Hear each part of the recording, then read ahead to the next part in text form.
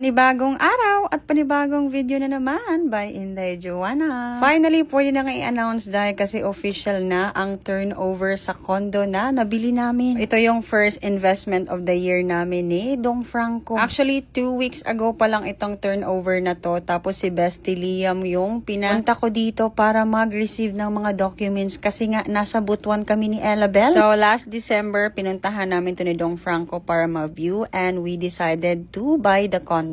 Kasi nga naman dahil lagi kaming umuwi dito sa Pilipinas at wala nga kaming mastayhan. And we realized na sobrang mahal na din talaga magrenta ng Airbnb at hotel dito sa Pilipinas. So pinag-isipan talaga namin ni Dong Franco, nagdasal kami na kung para sa amin to ay para sa amin. At ito na nga, thank you Lord kasi official na nga, nasa amin na itong condo na ito. Unti-unti din naman nagbunga ang hard work namin ni Dong Franco, especially kay Dodong Day na grabe ka hardworking. Oh, ito na nga, welcome to our condo dito sa Pilipinas. So at least pag umuwi kami dito sa Pilipinas, may matitirhan na kami, no? Hindi yung lagi na lang kami na rent ng Airbnb nga. And if you're wondering kung bakit may kortina na, kasi nga dahil pinalagyan ko na last week pa. So special thanks sa aking bestie Liam, no? Kasi dahil siya talaga yung tumutulong sa akin. Siya din yung naghanap kung saan mas magandang maglagay ng kortina sa mga condo. Dahil first time ko nga din makita yung kortina, ay nako, pasok din naman sa akin. Taste Inday, tapos maganda din yung quality, sulit yung presyo. So, ito na nga, kaunting pasilip sa aming condo. So, talagang bare pa siya, no? Wala pa siyang mga gamit. Siyempre, lahat ng to ay para din naman sa future ni Ella Bell. Sobrang happy kami ni Dodong dito and feel home din talaga kami nung nakita namin tong condo na to. O, di ba, lakas maka-aesthetic ng cortina, day ako pumili niyan. Asha, see you next time. Thank you for watching. Bye, be kind.